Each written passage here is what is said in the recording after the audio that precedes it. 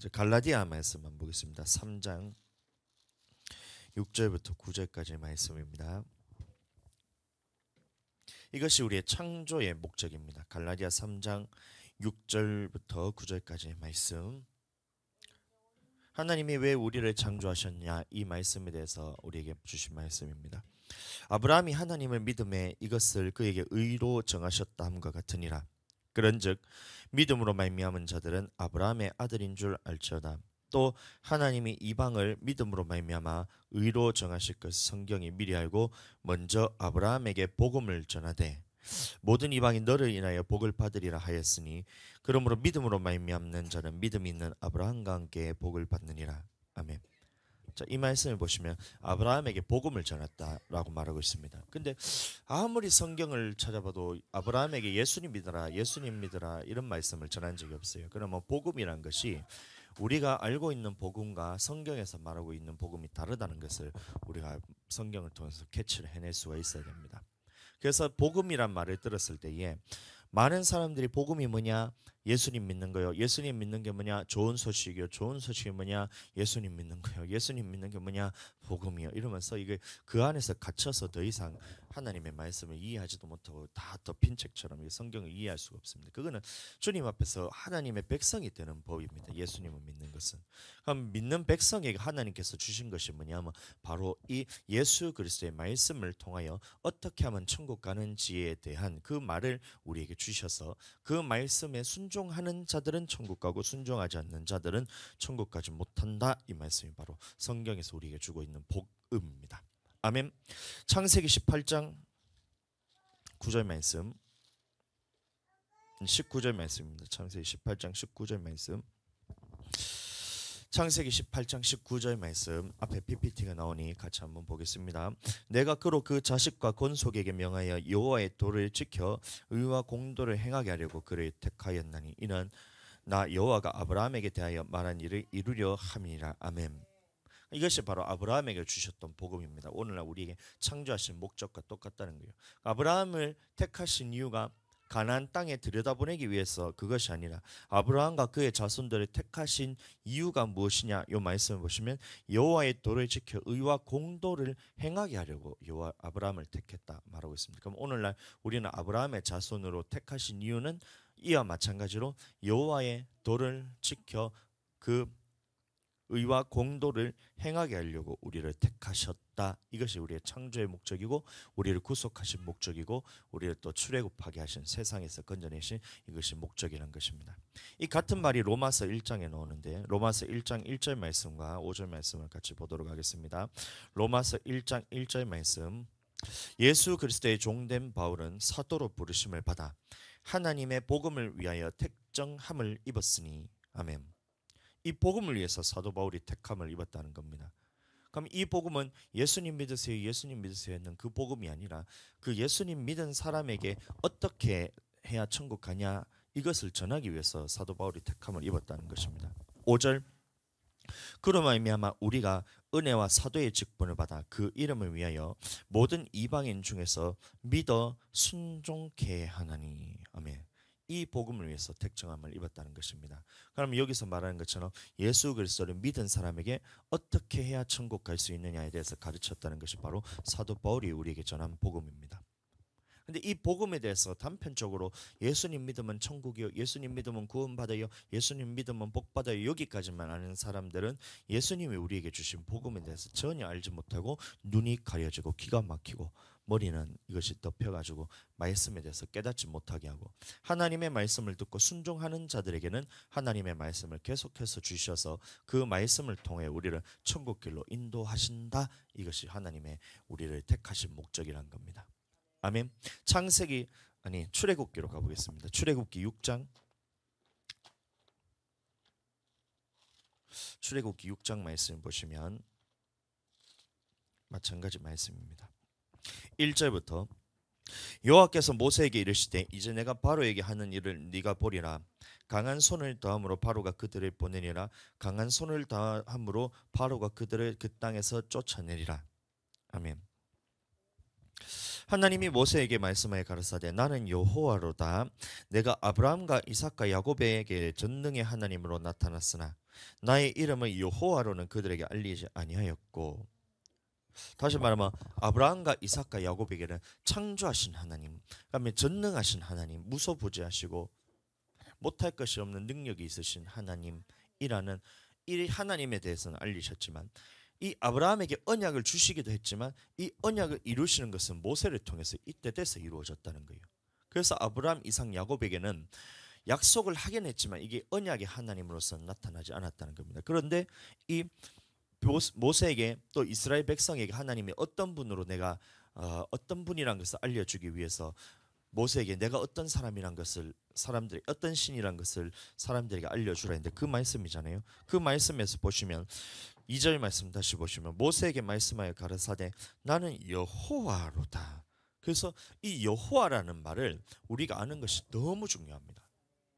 오늘날 많은 사람들이 예수님은 믿는데 구원자, 나를 구원하신 분, 우리를 구원하신 분, 여기까지는 다 하는데 하나님이 어떤 분이신가에 대해서 말을 할 때는 여호와라는 이 이름을 듣기는 듣잖아요. 성경에 여호와 하나님이라 기록되니까. 근데 여호와 하나님이라는 이 말의 의미 자체를 이해를 못합니다.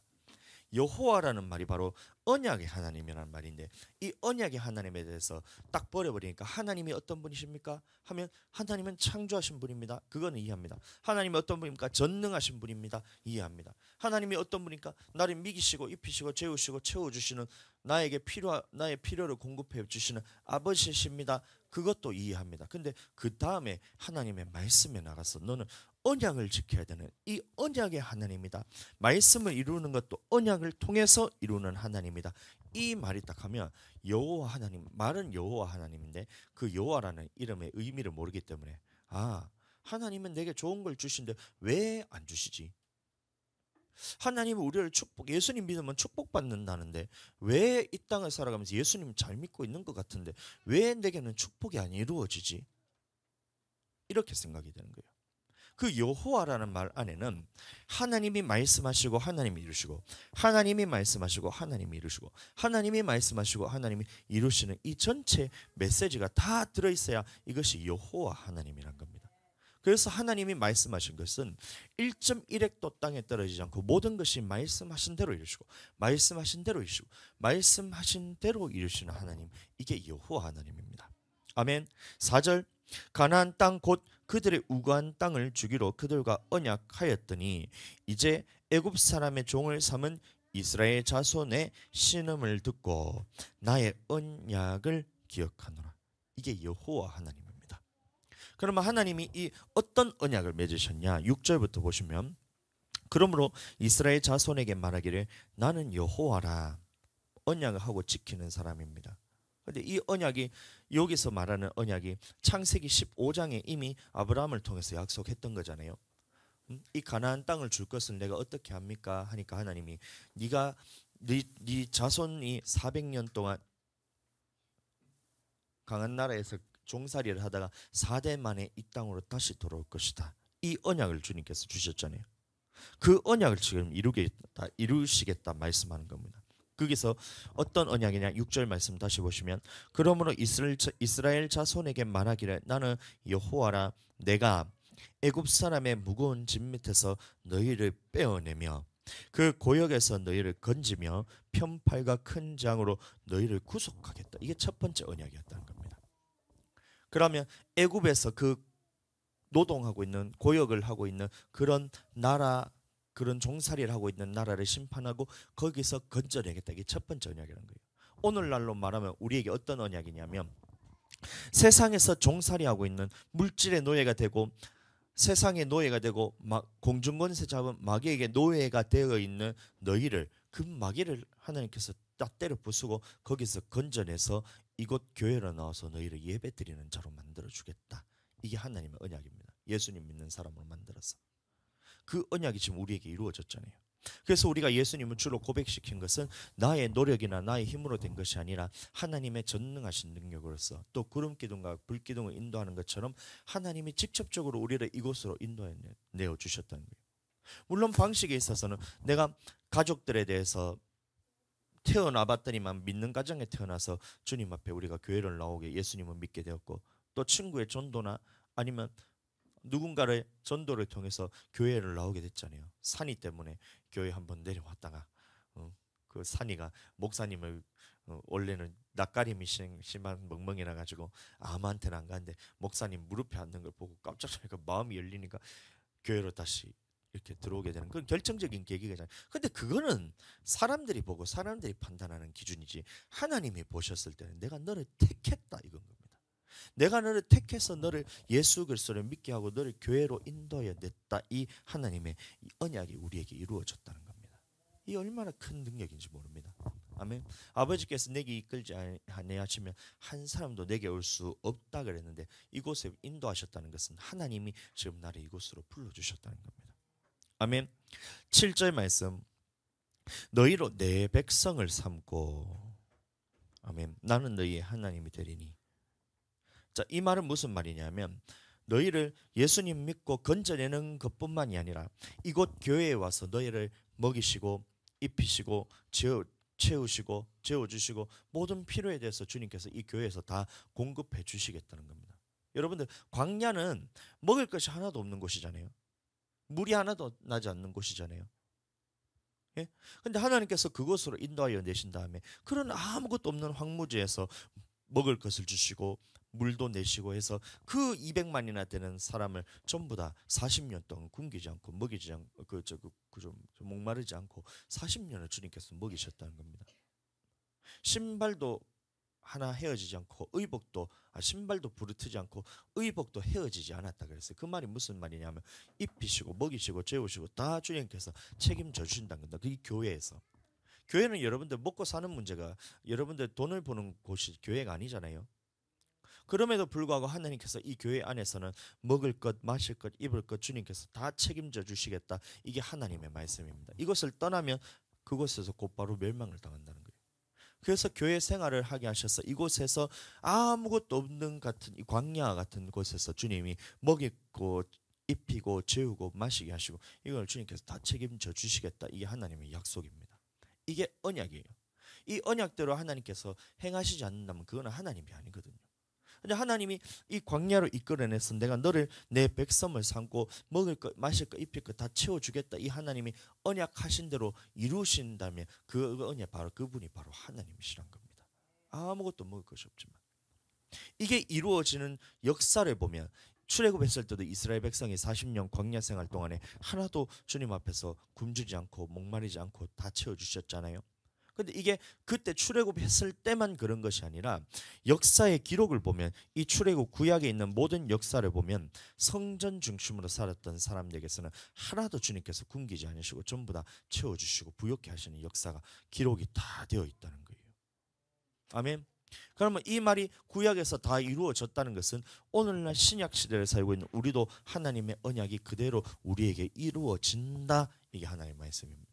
그래서 성전 중심으로 살 때 하나님께서 먹이시고 입히시고 재우시고 다 한다는 거예요. 근데 성전 중심으로 살지 않고 떠나갔을 때는 너는 음부의 권세를 이기지 못하기 때문에 그 마귀가 하는 짓은 너를 죽이고 빼앗는다는 거예요. 그럼 빼앗는다는 것은 먹을 것, 마실 것, 입을 것 다 빼앗고 너의 생명까지도 마지막에 빼앗아서 영원히 멸망받는다. 이게 주님의 말씀입니다. 그게 언약이란 거예요. 그래서 교회 중심으로 살아야 된다. 매일 와서 주님 앞에 말씀을 듣고 들었으면 이것을 흘러 떠내려 버리지 않도록 피차 서로 권면하기 위해서 또 성전에 모여야 되잖아요.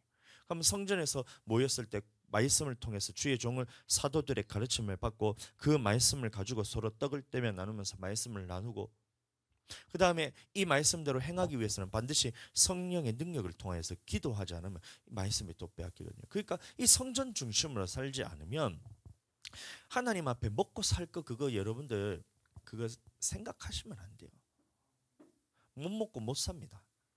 성전을 떠나는 즉시로 하나님께서 너를 곧바로 너를 그것을 우상으로 삼기 때문에 신으로 삼고 있기 때문에 그거부터 하나하나 멸해버리겠다. 이게 하나님의 그게 구약의 전체 역사입니다. 성전을 떠났을 때 룻기를 보시면 알잖아요. 룻기 한번 볼까요?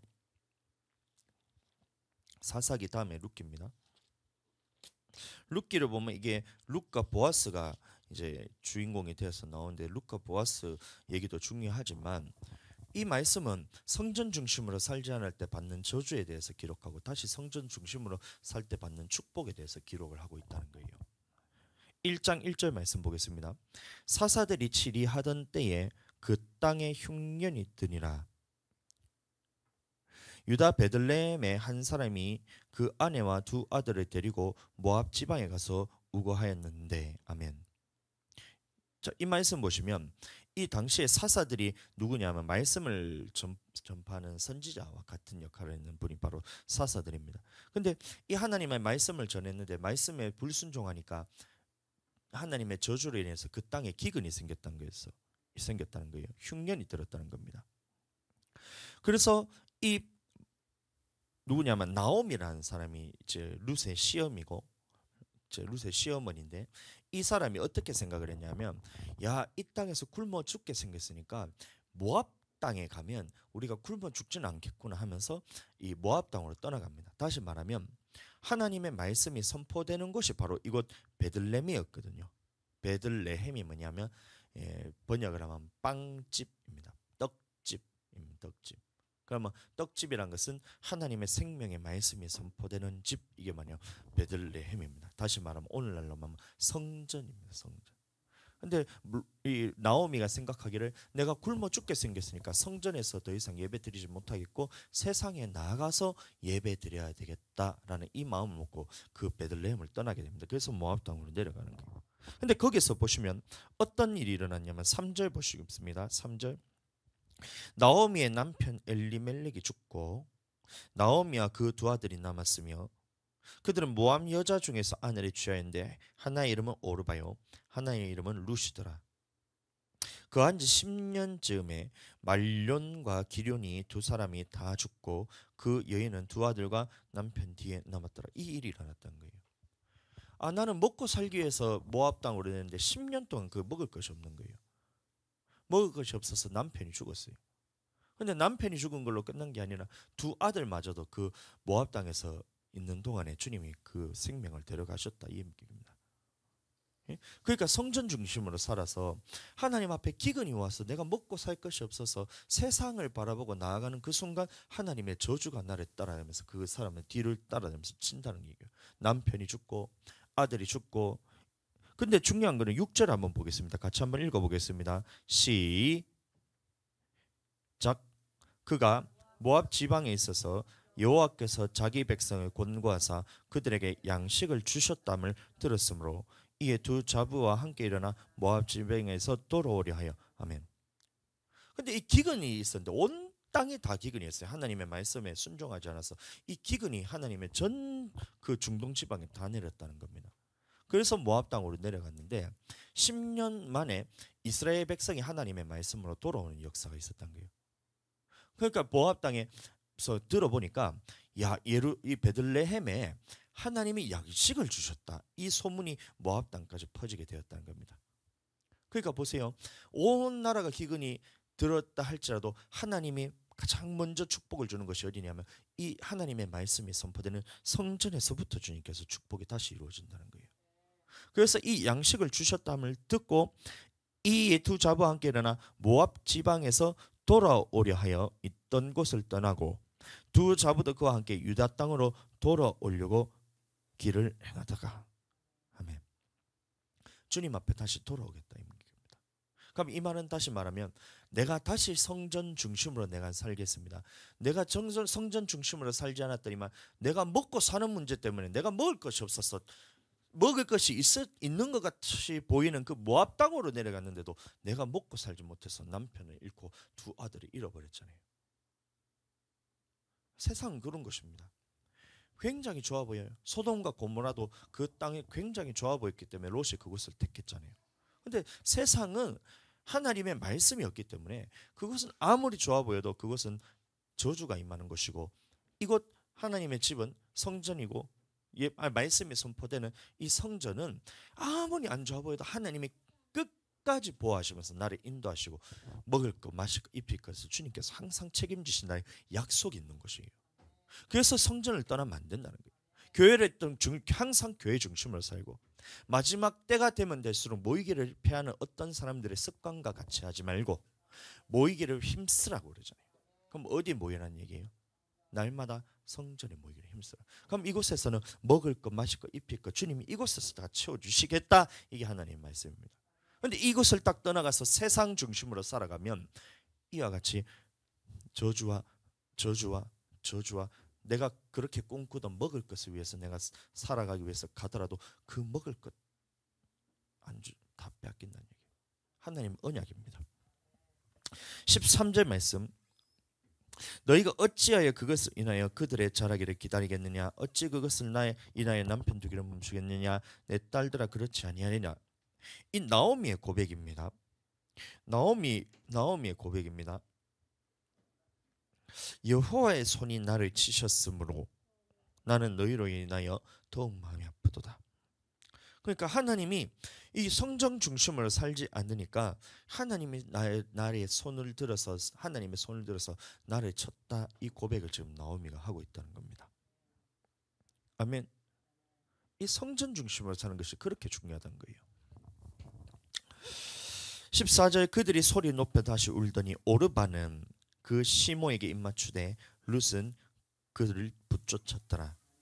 오르바는 이제 자기 살던 땅으로 돌아갑니다. 입맞추고 이제 빠이빠이 사요나라 하고 나는 내 갈 길 가겠습니다. 어머니는 어머니 갈 길 가세요 하고 유다 땅으로 돌아가지 않고 성전 중심으로 다시 사는 이 나오미는 성전 중심으로 다시 살겠다라는 이 마음이 있고 가려고 마음을 품었는데 이 오르바는 끝까지 하나님 앞에서 성전 중심으로 다시 살지 않을 성전 중심으로 살겠다는 마음을 품지 못해서 나오미를 떠나게 됩니다. 성전으로 들어오지 못해요. 하나님의 말씀이 선포되는 곳으로 오지 않아요. 그럼 이 오르바는 어떻게 되었을까요?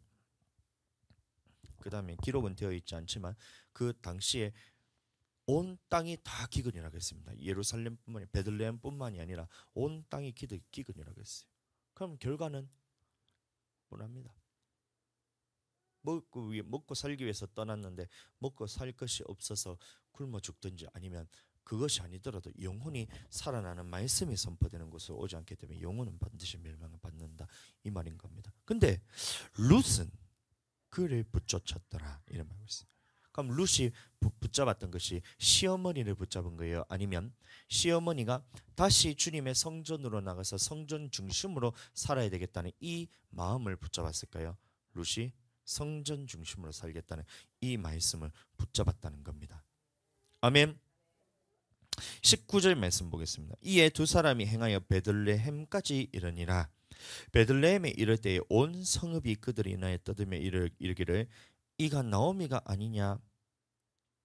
나오미라는 말은 그 말이 하나님께서 내게 기쁨을 주셨다 이런 말입니다.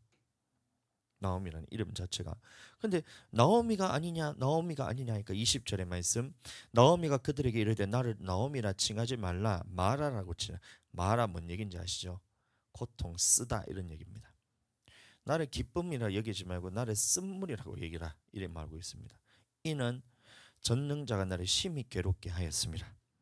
그러니까 성전을 떠나서 살 때에 성전 중심으로 살지 않고 세상 중심으로 살아갈 때 나타나는 결과가 하나님께서 뒤따라가면서 나에게 저주와 재앙을 내려서 하나님이 그렇게 해버리신다는 거예요. 언제까지 그렇게 한다는 거예요? 언제까지? 돌아올 때까지. 그러니까 생각을 잘 하셔야 돼요. 하나님이 나를 뒤를 따라가면서 칼을 들어서 저주를 내잖아요. 남편이 죽고 두 아들이 죽고 먹을 것이 있을 줄 알고 그것으로 내려갔는데 먹을 것도 하나도 없고 쫄딱 망해가지고 다시 돌아오게 된다. 이 얘기인 겁니다. 진작에 돌아오면 그게 더 현명한 일이 아닐까요? 21절 내가 풍족하게 나갔더니 여호와께서 나로 비어 돌아오게 하셨느니라. 쫄딱 망해서 돌아왔다는 얘기입니다. 그러니까 성전 중심으로 살 때 하나님께서 먹이고 마시고 입히고 재우시고 채우시고 다 해주시는데 이곳에서 먹을 것이 없는 것처럼 그래 보이는 이 광야에서 다 먹이시는데 성전 중심으로 살려고 세상으로 딱 하나님 앞에서 떠나가는 그 순간부터 하나님께서 나를 재앙과 징계로 돌아올 때까지 치신다는 얘기예요. 풍족하게 나갔더니 여호와께서 나로 비어 돌아오게 하셨느니라. 아멘. 여호와께서 나를 징벌하셨고 전능자가 나를 괴롭게 하셨거든 너희가 어찌 나를 나오미라 칭하느냐 하니라. 나오미가 모압 지방에서 그 자부 모압 여행과 함께 돌아왔는데 그들이 보리 추수 시작할 때에 베들레헴에 이르렀더라. 아멘. 그러니까 이 말이 무슨 말이냐면 나오미가 자기 모든 소유를 다 들고 먹고 살기 위해서 성전 중심이 아닌 세상 중심으로 떠날 때는 내가 이것을 세상에서 뭔가 부유하게 되고 먹을 것이 있고 그렇게 축복받을 줄 알고 성전을 떠났는데 하나님께서 그때부터 징계를 내리면서 다시 성전으로 돌아올 때까지 하나님께서 그 징계를 하신다는 얘기예요. 근데 중요한 거는 나오미가 돌아오는 그 때가 언제냐면 추수 시작할 때 돌아왔다는 얘기입니다. 아멘. 그러면 우리가 돌아오는 그때가 언제냐면 하나님 앞에서는 우리가 추수를 시작할 때라는 거예요. 먹을 것이 우리에게 풍족하게 주님께서 다시 채워주시는 때가 바로 주님께로 돌아올 때란 얘기입니다. 그러니까 성전 중심으로 사는 사람이 주님 앞에 축복을 받던 사람이 성전 중심으로 살 때 주님이 주시는 축복들이 있잖아요. 내 강의 축복도 있고 하나님께서 먹이고 입히시고 재우시는 이 축복이 성전 중심으로 사는 사람에게 그 언약대로 이루시는데 이것이 하나님 앞에 성전을 떠나가는 그 순간 언약이 끊어져 버리잖아요. 그래서 저주받고 해서 먹을 것이 없어서 쫄딱 망하게 된다는 얘기입니다. 그러면 이 사람이 다시 언제 회복이 되냐면 내가 다시 성전 중심으로 살겠습니다. 교회 중심으로 말씀 중심으로 내가 살겠습니다 하고 돌아오는 그때가 언제냐면 바로 추수 때라는 얘기예요. 주님께서 먹이고 입히고 채워주겠다. 다시 채워주겠다. 채워주겠다. 이 말입니다. 이 말이 신약에 가면 탕자 비유라죠. 돌아온 탕자. 자기 아버지의 재산을 반틈을 뺏어가지고 자기가 허랑방탕하게 다 썼어요. 왜요? 세상이 좋아 보이거든요. 아버지 집은 우리 하나님의 집은 이 성전이잖아요. 성전에서 사는 것이 너무 힘드니까 갑갑하고 내 것이 없는 것 같아 보이니까 그래서 이 성전을 떠나면서 아버지의 소유를 다 받아서 가가지고 허랑방탕하게 다 허비하잖아요. 세상에서 잘 살 줄 알고. 근데 결과가 어떻게 됐어요? 다 허비하고 난 다음에 마지막에 먹을 것이 없어. 쥐염 열매를 돼지가 먹는 쥐염 열매를 먹다가 문득 생각이 나는 거예요. 그래서 문득 생각이 나서 야 내가 이곳에서 쥐염열매나 먹고 있으니 내 처지가 이게 어떤 처지냐 너무 처량하지 않냐. 나의 아버지 집에 종이라 할지라도 그곳에서 따뜻한 밥이라도 한 끼 먹을 수 있을 텐데 나는 밥도 못 먹고 굶어 죽게 생겼구나 하고 아버지께로 돌아가자는 마음을 먹고 주님 앞에서 딱 성전으로 딱 돌아오잖아요. 아버지 집으로. 근데 저 멀리서 아버지가 봤을 때 그 자녀를 볼 때 그때가 언제예요? 그때가 언제예요? 내 아들이 돌아왔으니 잔치를 베풀자. 잔치를 베풀자. 내 첫째 아들은 항상 나와 내 집에 있었으니까 너의 모든 소유가 너 거지만 이 잃어버렸던 사람은 성전에 떠나서 살다가 쫄딱 망해가 돌아가지고 성전으로 다시 돌아오는 이 사람은 내가 잃어버렸던 자녀이기 때문에 돌아와서 오는 이 사람에게는 다시 내가 잔치를 베풀고 제일 좋은 가락지를 끼워주고 주님께서 채워주신다. 이 약속이 다시 이루어진다는 겁니다. 아멘. 그래서 우리는 성전 중심으로 살아야 돼요. 아멘. 성전 중심으로 살아야 됩니다. 전체 역사가 그렇다는 거예요. 이 말씀은 하나님이 여호와 하나님이라는 이 언약 안에 들어가는 말씀입니다.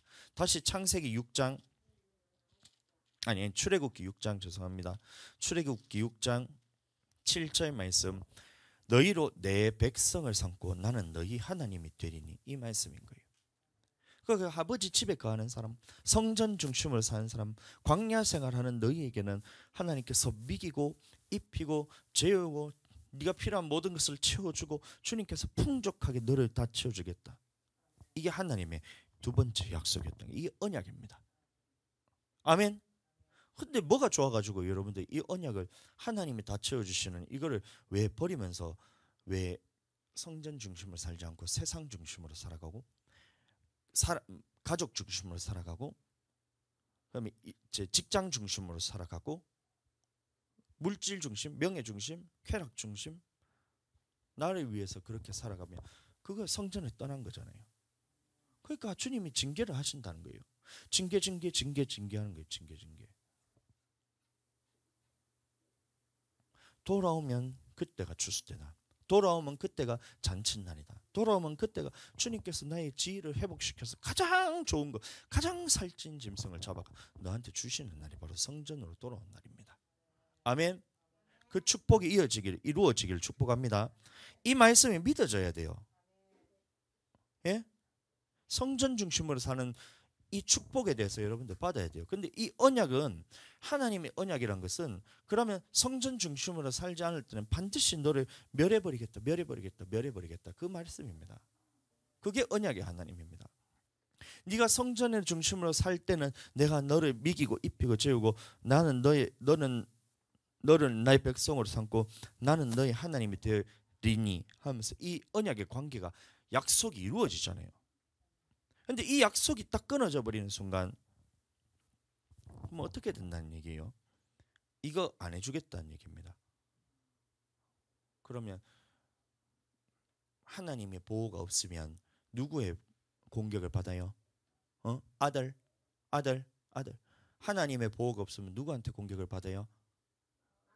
마귀의 공격을 받는다는 거예요. 그럼 마귀는 우리에게 멸망시키고 죽이기 위해서 우리에게 찾아오는데. 마태복음 16장 말씀 보겠습니다.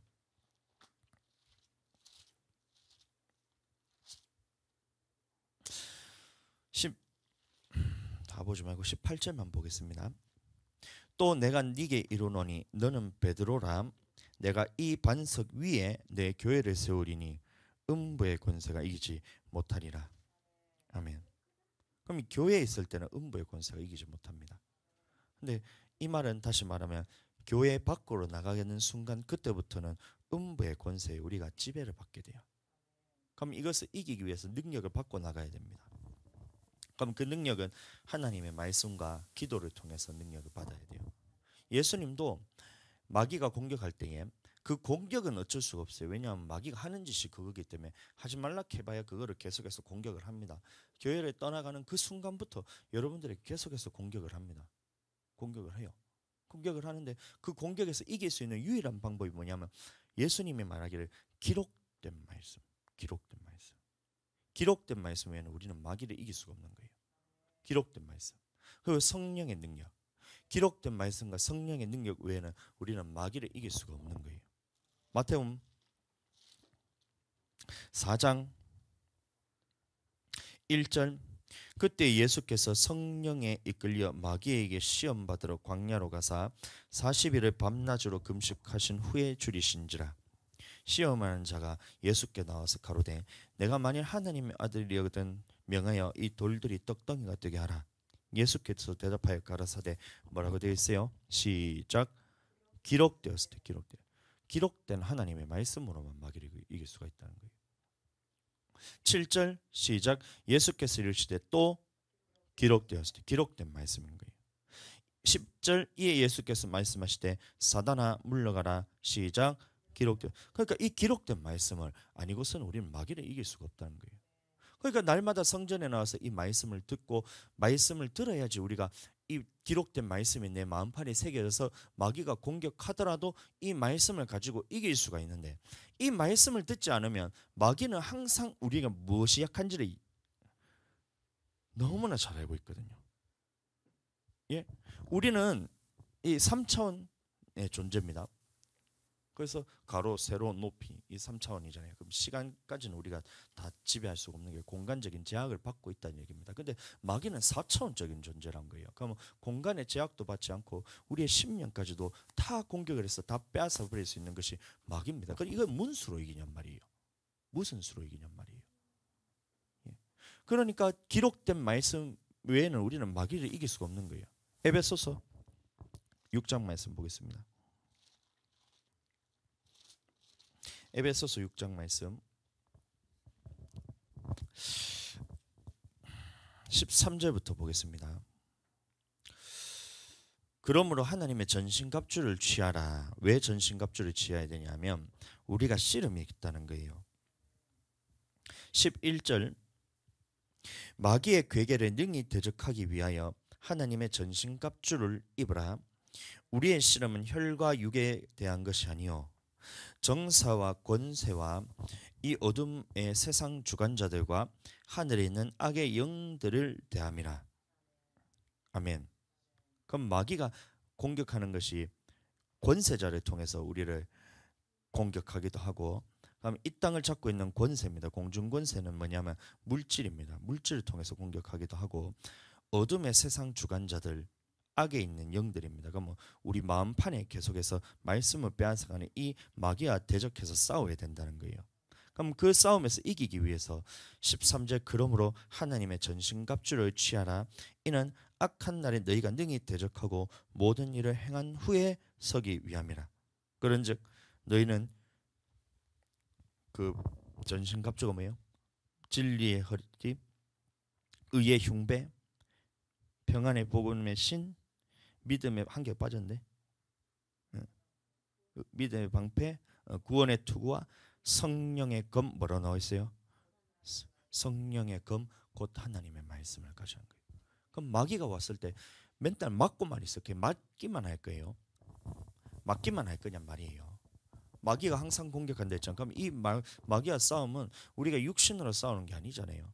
그러면 우리의 영적인 싸움을 해야 되는데, 이 영적인 싸움에서 이길 수 있는 유일한 도구는 한 가지밖에 없다는 거예요. 성령의 검, 곧 하나님의 말씀. 그러니까 말씀이 내 마음판에 새겨졌을 때 이 말씀을 기준으로 해서 내가 하나님 앞에서 이기느냐 지느냐가 거기서 결정되는 것이지. 그렇다면 우리는 말씀을 그러면 들음에서 나고, 그 들음은 그리스도의 말씀으로 말미암았다 했잖아요. 그러면 그리스도의 말씀을 듣기 위해서 날마다 어디로 가라는 얘기예요? 날마다 어디로 가라고요? 그리스도의 말씀을 듣기 위해서 날마다 어디로? 성전 중심으로 살아야 된다, 이 말을 하고 있다는 거예요. 그래서 마귀에게 권세 이기기 위해서는 우리는 항상 성전 중심으로 살아야 된다. 성전 중심으로. 그것도 정확한 하나님의 말씀이 선포되는 성전 중심으로 살 때 우리는 주님의 영적인 싸움에서 이길 수가 있다는 거예요. 섞어서 전하는 교회는 여러분들 거기 가면 이길 수가 없다는 거예요. 섞어서 전하면, 하나님의 말씀에 섞여서 전하면 그건 가라지가 됩니다. 가라지라는 얘기는 내가 마귀 편에 서서 사람들을 넘어지는 자가 되게 하고 그냥 불법을 행하는 자가 됩니다. 말씀을, 정확한 하나님의 말씀을 들었을 때 아멘 하면, 아멘 할 때 이 아멘은 능력이 있다 했잖아요. 내가 하고 있는 것은 내가 나의 아멘함을 통해 주님께 영광이 되는 것이고, 내가 하지 못한다는 것들, 그럼에도 불구하고 내가 주님 앞에 아멘으로 고백하는 순간 이걸 내가 주님을 인정하는 것이 됩니다. 그래서 지금은 하지 못하지만 하나님이 그런 사람으로 만들어 주겠다 이 얘기잖아요. 그럼 그거 아멘은 못하냔 말이에요. 그래서 못하는 것도 아멘 할 때 아멘 아멘 자꾸 듣다 보면, 이 아멘 자꾸 말씀을 들을 때마다 아멘 아멘 아멘 크게 하다 보면 어느 순간 내가 그런 사람이 되게 하신다, 이게 하나님의 말씀이에요. 성전 중심으로 살아라. 아멘 할 때 그러면 나는 성전 중심으로 하나님이 살게 해주시겠다는 거예요. 성전 중심으로 사는 게 여러분들 고통스러운 거예요. 성전 중심으로 사는 것은 나의 행복을 위해서, 내가 하나님 앞에서 먹고 마시고 채우고 입히고 모든 것을 주님께서 풍족하게 하기 위해서 성전 중심으로 살아야 하는데, 나는 그것보다 세상이 더 좁으니까 세상에서는 다 빼앗고 죽이고 멸망시키고 마지막에 갈 때는 그거 여러분들 다 놓고 가야 돼요. 하나님 앞에 쌓은 것이 하나도 없고, 하늘에 있는 너희의 보물을 하늘에 쌓아뒀는데 그것을 다 빼앗아 가지고 자기가 다 빼앗아 버리잖아요, 마귀가. 그럼 그것을 선택할래? 주님의 성전에서 하나님의 말씀 듣고 하늘에 쌓아두는 것을 택할래? 이걸 할 때 이게 왜 이게 듣기 싫은지 모르겠어요. 왜 이것을, 마귀가 이것을 듣기 싫게 만드는데, 마귀는 항상 보면 성전 중심으로 살지 마, 너는 성전 중심으로 안 살아도 봐봐, 남들 신앙생활 하는 거 봐봐, 적당히 예? 적당히 세상에 한발하고 적당히 교회는 할 수 있을 때만 하고, 그렇게 해도 봐봐, 사는 사람들을 보면 교회 다니는 사람들이 안 죽고 잘 살고 있잖아요. 보면 영적으로 볼 때는 다 죽어 있어요. 다 죽어 있어요. 출애굽기 말씀 보겠습니다.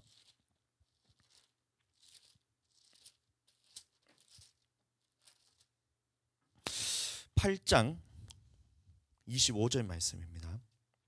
다 아는 말씀입니다. 8장 25절 말씀. 8장 25절 찾으세요.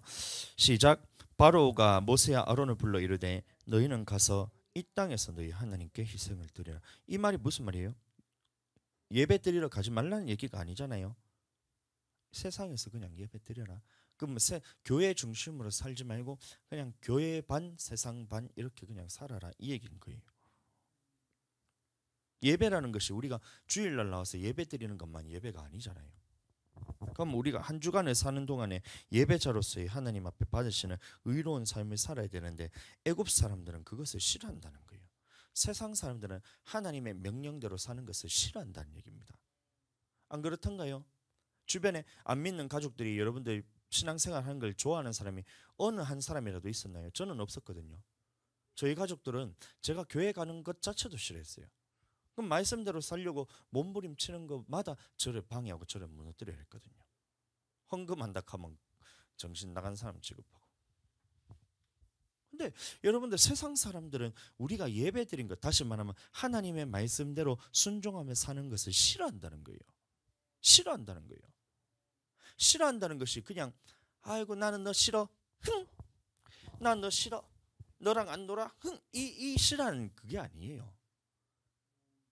증오하고 멸시하고 내가 싫어서 돌로 너를 쳐 죽여버리는 이 싫어한다는 거예요. 그 밑에 보면 바로 나오잖아요.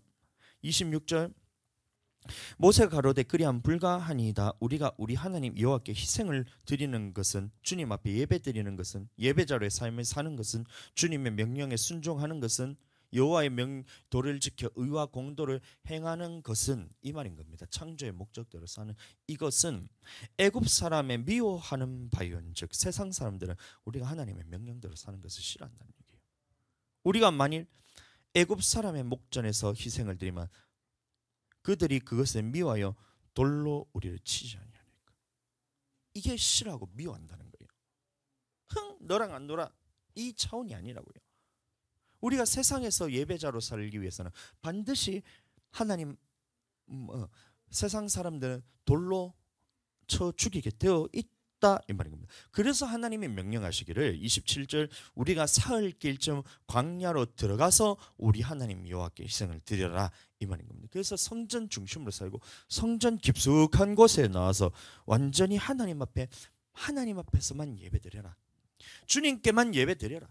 세상에서 완전히 벗어나서 하나님의 택하신 이름을 둘 것인 여호와의 거하실 그곳으로 찾아 나아가서 예배를 드려라 이 말인 거예요. 그렇게 하면 내가 너를 언약대로 먹이고 입히고 재우고 채워주고 풍요롭게 하고 다 채워주겠다. 너의 필요를 내가 너무나 전한다는 거예요. 예? 먼저 그의 나라와 그의 의를 구하라. 그러면 이 모든 것을 더하시리니 어떻게 하나님의 나를 더하신다는 거예요? 하나님은 어떻게 하시고 나를 더하신다는 거예요? 안 그래요? 먼저 그의 나라와 그의 의를 구하라. 그리하면 그리하면 내 모든 것을 더하신다는 얘기잖아요. 그럼 하나님은 어떻게 나를 더하신다는 얘기예요? 나보다 나를 더 잘하시고 나의 필요를 누구보다 잘하시고 나의 아버지가 되신다는 것은 여러분들 자식들의 필요는 부모가 제일 잘한다는 거예요.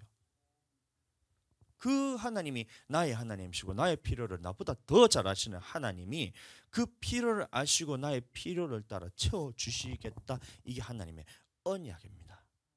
성전 중심으로 사는 사람에게 주아의 필요를 주아가 잘할까요? 제가 잘할까요? 하늘의 필요를 하늘이가 잘할까요? 제가 잘할까요? 응? 자, 쟤네는 머리가 좀 커서요. 로하의 필요를 로하가 잘할까요? 제가 잘할까요? 로하가 어머니 기저귀 필요해요. 기저귀 사주세요. 한 번이라도 해준 적이 있어요? 그 말인 거예요. 로하가 기저귀 갈아야 될 때 쟤는 할 수 있는 게 없어요. 로하는 울지도 안 했다. 응가 이래 요새 응가하거든. 말을 떼가지고 이러면 그 필요를 부모는 어떻게 그렇게 잘하는지를 몰라요. 근데 하나님이 나를 아시는 게 그것보다 훨씬 더 잘한다는 거예요. 하나님이 나를 항상 지켜보고 계시고 항상 귀를 기울이고 계시고 항상 내 필요가 뭔가를 찾아보고 하나님께서 그것을 채워주고 싶어서 항상 눈을 두고 항상 귀를 기울이고 항상 나의 마음을 여기 두고 계시잖아요. 성전에. 그래서 이곳에서 중심으로 살아가는 사람은 필요는 주님께서 다 채워주시겠다. 이게 하나님의 말씀입니다. 그런데 왜 나는 성전 중심으로 사는 게 그렇게 이게 힘든 것으로 여기지나?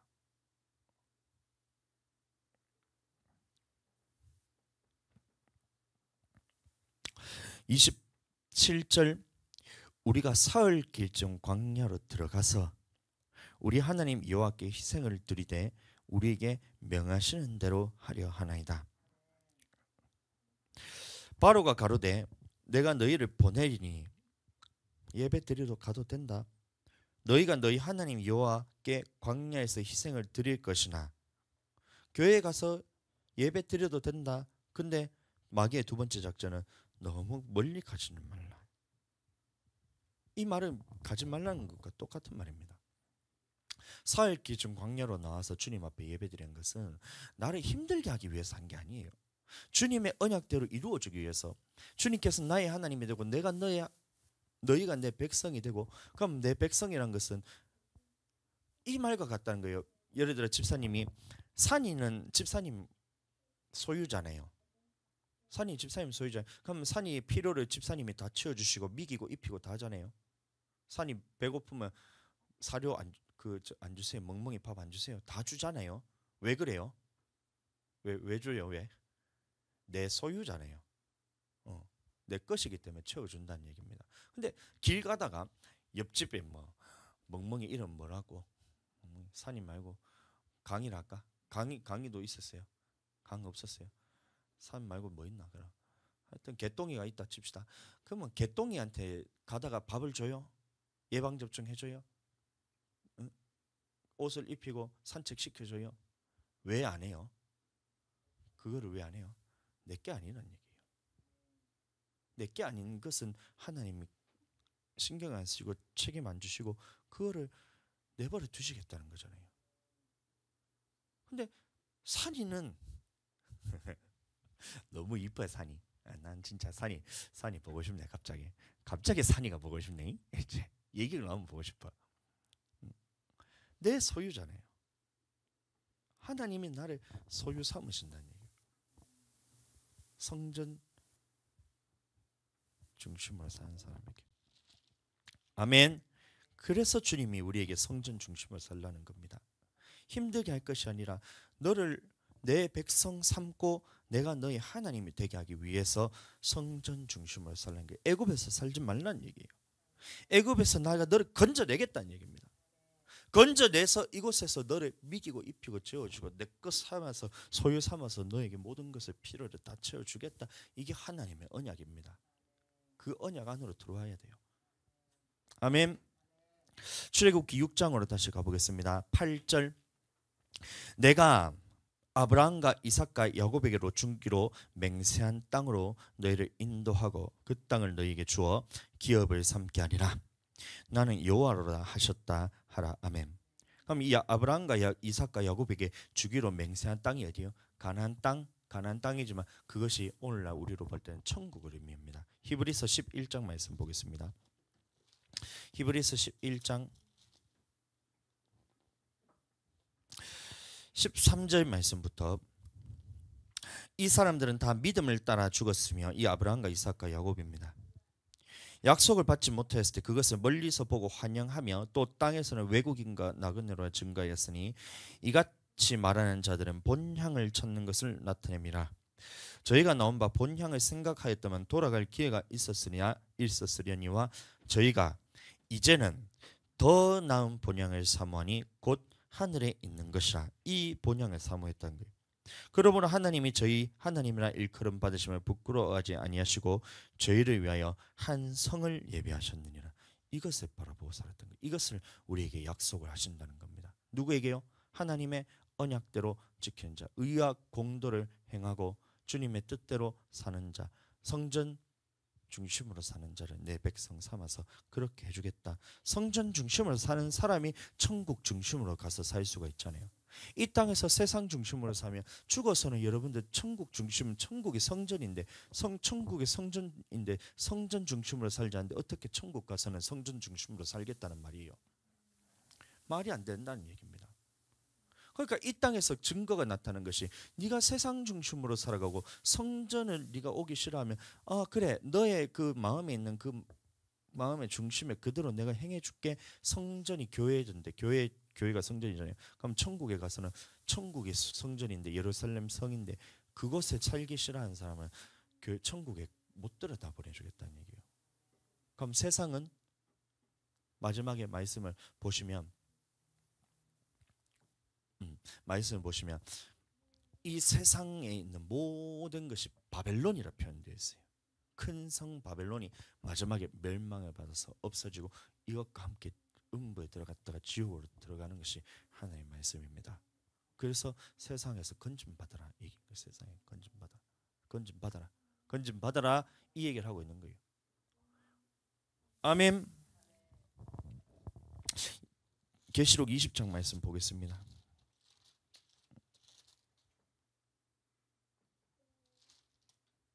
21장 말씀 죄송합니다. 21장 또 내가 새 하늘과 새 땅을 보니 처음 하늘과 처음 땅이 없어졌고 바다도 다시 있지 않더라. 또 내가 보매 거룩한 성 새 예루살렘이 하나님께로부터 하늘에서 내려오니 그 예비한 것이 신부가 남편을 위하여 단장한 것 같더라. 그럼 여기서 보면 거룩한 성 새 예루살렘 성전이잖아요. 그럼 천국도 성전이라는 얘기예요. 그럼 이 땅에서도 성전 중심으로 우리가 살지 않으면 죽어서 성전 중심으로 살게요. 이게 하나님 앞에서는 그게 안 통한다는 얘기예요. 지금 이 땅에서 성전 중심으로 살지 않으면 천국에서 너는 성전 중심으로 살지 않을 게 뻔하기 때문에 성전 중심으로 살지 못하게 해주겠다면서 세상이 마지막에 지옥의 멸망을 받잖아요. 불에 다 태워버리잖아요. 그럼 그곳에서 살게 해주겠다는 얘기입니다. 하나님 말씀이. 아멘. 그래서 우리는 성전 중심으로 살게 되길 축복합니다. 자, 출애굽기 6장으로 다시 돌아가서 그러면 하나님의 언약이란 것은 이 세 가지 언약입니다. 5절 이제 애굽 사람의 종을 삼은 이스라엘 자손의 신음을 듣고 나의 언약을 기억하노라. 첫 번째가 뭐예요? 애굽 사람의 무거운 짐 밑에서 건져주겠다. 그러면 고백해서 예수님을 고백해서 세상에서 건지고 예수님 믿는 사람을 만들어주겠다. 이 언약이고 두 번째 7절 너로 내 백성을 삼고 나는 너희 하나님을 되게 하겠다. 그러면 이 성전 중심으로 사는 사람에게 먹이고 입히고 채우고 필요한 모든 것을 다 채워주겠다. 이게 하나님의 언약입니다. 근데 이게서 우리가 축복을 받고 이것을 채워주는 것을 경험하는 사람은 내가 천국길로 잘 걸어가고 있다는 것이고, 근데 이것에서 하나님 앞에서 저주를 받고 계속해서 뺏긴다는 것은 교회는 나오고 주님 앞에 예배는 드린다 하지만 이 예배는 하나님께서 연락받지 않으시고 계속해서 저주가 있다가 마지막에는 너를 다메섹 밖으로 바벨론 밖으로 쫓아내버리면서 말씀을 듣지 못하게 하고 세상에서 살게 해주겠다. 세상 중심으로 살게 해주겠다. 이 말인 겁니다. 그럼 세 번째 약속이 아브라함과 이삭과 야곱에게 주기로 맹세한 땅 천국으로 너희를 인도해 주겠다. 이 세 가지가 약속입니다. 아멘. 이 세 가지 언약을 우리가 주님의 말씀을 통해서 들어야 돼요. 근데 이 언약을 주님 앞에서 어떤 사람에게 해주겠냐 말이 19장에 나옵니다. 자, 그 전에 9절 말씀 한번 보겠습니다. 9절 같이 한번 읽어보겠습니다. 시작. 모세와 가 이와 같이 이스라엘 자손에게 전하나 그들이 마음의 상함과 역사의 혹독함을 인하여 모세를 듣지 아니하였더라. 아멘. 역사가 혹독하면 모세의 말을 들어야 되는데 바로의 역사가 혹독하면 모세의 말을 들어야 되는데 마음의 상함과 역사의 혹독함 때문에 모세를 듣지 아니했다는 겁니다. 그래서 10가지 재앙이 애굽에 일어나는 거예요. 아멘. 아멘. 10가지 재앙이 일어납니다. 그러면 나를 괴롭히는 이 마귀와 같은 이 10가지 신들에 대해서 하나님이 하나하나 다 그것을 다 쳐 부숴주겠다. 이거 쳐 부숴주겠다. 그러면 오늘 우리 아침에 보았던 것처럼 네가 재물을 섬기고 있으면 재물부터 주님이 너를 섬기는 신을 내가 없애줄게. 그러면 건강의 신을 네가 섬기고 있으면 건강의 신을 내가 없애줄게. 네가 그러면 그 태양신이 그러면 이제 그를 섬기면 내가 그거 없애줄게. 그다음에 풍뎅이 뭐였어요? 피개 이파 학독 우매 흑장 피 깨구리 이파 악질 독종 우박 메뚜기 흑암 장자 네가 섬기는 신들을 하나하나 다 때려 부숴줄게. 이게 하나님의 말씀인 거예요. 내가 섬기고 있는 것들 다 때려 부숴줄게. 그러면 때려 부수기 전에 버리면 되는데 때려 부수고 난 다음에 더 이상 어떻게 할 수 없으니까 바로가 더 이상 이제 할 수 없으니까 10가지 재앙을 다 맞고 난 다음에 이제 하나님께로 나오는 거예요. 그리고 난 다음에 홍해를 건너고 19장에 가서 똑같은 언약을 다시 한번 하나님께서 말씀하시는 것이 19장 4절 말씀입니다. 내가 애굽 사람에게 어떻게 행하였음과 내가 어떻게 독수리 날개로 너희로 업어 내게로 인도했음을 너희가 보았느니라. 세계가 다 내게 속하였나니 너희가 내 말을 잘 듣고 내 언약을 지키면 너희는 열국 중에서 내 소유가 되겠고, 내 소유가 된다는 것은 아까 보았던 것처럼 너희는 나의 백성이 되고 나는 너희의 하나님 되겠다. 먹이고 입히고 재우고 채우고 필요한 것 다 주고, 주님께서 나의 필요를 나보다 더 잘하시니 이 모든 것은 너희에게 더해 주겠다. 이게 하나님 말씀입니다. 근데 조건이 내 언약을 지키면. 아멘. 6장에서는 내가 아브라함과 이삭과 야곱에게 맺었던 언약을 기억하노라.